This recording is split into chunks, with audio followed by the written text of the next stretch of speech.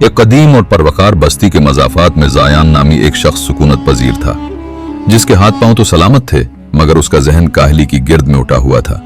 ज़ायान का मानना था कि कायनात की तमाम दौलत और राहतें सिर्फ नसीब के मरहूने मुन्नत हैं और जब वक्त आएगा तो गैब से उसके आंगन में सोना बरसेगा।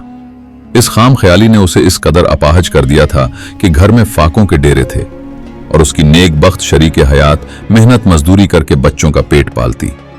मगर ज़ायान सारा दिन पुरानी हवेली के साए में बैठकर ख्वाबों के महल तामीर करता रहता। एक रात जब भूख से निढाल उसके छोटे बच्चे बलक बलक कर सो गए तो उसके ज़मीर ने एक हल्की सी दस्तक दी, मगर उसने अपनी इस निदामत का हल मेहनत में ढूंढने के बजाय एक सन्यासी बुजुर्ग की करामत में तलाश करने का फैसला किया, जिसके बारे में मशहूर था कि वो तकदीर की बंद गरहें खोलने का हुनर जानते हैं। अगली सुबह वो एक लंबा सफर तय करके एक घने और पुरअसरार जंगल में दाखिल हुआ, जहां खामोशी भी एक खौफनाक साज की तरह सुनाई देती थी।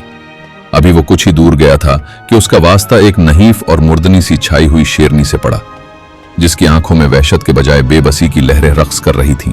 शेरनी ने एक थकी हुई आवाज में ज़ायान को रोका और इल्तिजा की कि ए मुसाफिर, अगर तुम इस दाना बुजुर्ग की चौखट तक पहुंचो तो मेरा ये सवाल उनके गोश गुजार करना कि जंगल की मलका कहलाने वाली में आज इस कदर बेतौकीर क्यों हूं कि मुझ में अपने पंजे हिलाने की सक्कत भी बाकी नहीं रही। ज़ायान ने हामी भरी और आगे बढ़ गया। कुछ फासले पर उसे अजीम और शान महल के खंडरात मिले, जहां एक सूखा हुआ बरगद का दरख्त खड़ा था जिसके पत्ते चांदी की तरह चमक रहे थे, मगर उस पर कोई परिंदा बसीरा नहीं करता था।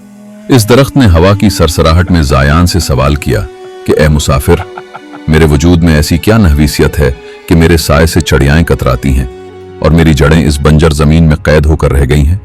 ज़ायान ने उसे भी इत्मीनान दिलाया और आखिरकार पहाड़ की चोटी पर उस रोशन ज़मीर बुजुर्ग के आस्ताने तक पहुंच गया। बुजुर्ग ने ज़ायान की गुफ्तगू बड़े तहम्मुल से सुनी। उनके चेहरे पर एक अजब मुस्कुराहट आई, जैसे वो ज़ायान के मुकद्दर का नवश्ताए दीवार पढ़ चुके हों। उन्होंने जवाब दिया कि बेटे, तुम्हारी खुशबख्ती के दरवाजे खुल चुके हैं, बस तुम्हें वहां पहुंचकर कदम बढ़ाना है। लेकिन पहले उन बेचारों के जवाबात सुन लो। वो शेरनी उस वक्त तक बीमार रहेगी जब तक वो दुनिया के सबसे बड़े अहमक और काहिल इंसान का गोश्त नहीं चख लेती। वो बरगद का दरख्त इसलिए उदास है क्योंकि उसकी जड़ों के ऐन नीचे 7 मटके खालिस सोने के दबे हुए हैं, जिसकी हिद्दत उसके सुकून को खा रही है। जिस दिन वो सोना निकल गया, उसके पत्ते सब्ज हो जाएंगे और परिंदे उस पर चहचहाएंगे। ज़ायान ये सुनकर बेतहाशा खुश हुआ और उसे लगा कि अब उसे किसी मेहनत की जरूरत नहीं। वो वापसी पर जब बरगद के दरख्त के पास पहुंचा और उसे सारा माजरा सुनाया तो दरख्त ने गड़गड़ा के कहा कि खुदा के लिए यहां से मिट्टी हटाओ और ये सोना तुम ले जाओ, मेरा बोझ भी हल्का हो जाएगा और तुम भी अमीर हो जाओगे।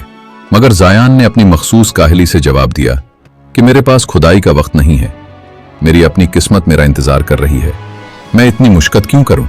यही रवैया उसने उस शेरनी के सामने भी अपनाया जिसने अपनी कमजोरी का इलाज पूछा। ज़ायान ने उसे बताया कि बाबा जी ने कहा है कि तुम किसी जाहिल और सुस्त तरीन इंसान को खा लो तो तुम जवान हो जाओगी। मैं तो बहुत खुशकिस्मत हूं कि मुझे सोने की जड़ों वाले दरख्त और हीरों जैसी खबरों का इल्म हो चुका है। शेरनी ने एक लम्हे के लिए ज़ायान के चेहरे को देखा, जिस पर हमाकत और गुरूर की मिलीजुली कैफियत तारी थी। उसने एक सर्द आह भरी और कहा कि ऐ बदनसीब, जो शख्स कदमों में पड़े हुए खजाने को उठाने के लिए झुक न सका और जो अपनी भूख मिटाने के बजाय जादुई कमालात का मुंतजिर रहा, इससे बड़ा अहमक और सुस्त इंसान इस कायनात में दूसरा कौन होगा। उससे पहले कि ज़ायान कुछ समझ पाता, उस भूखी शेरनी ने अपनी आखिरी ताकत जमा करके एक भरपूर जुस्त लगाई और ज़ायान का काम तमाम कर दिया। वो शख्स जो हीरों और सोने का मालिक बन सकता था, अपनी गफलत और काहली की वजह से एक दरिंदे का नवाला बनकर तारीख के अंधेरों में गुम हो गया और उसका अंजाम ये सबक दे गया कि किस्मत सिर्फ उनके लिए काम करती है जो अमल का हुनर जानते हैं।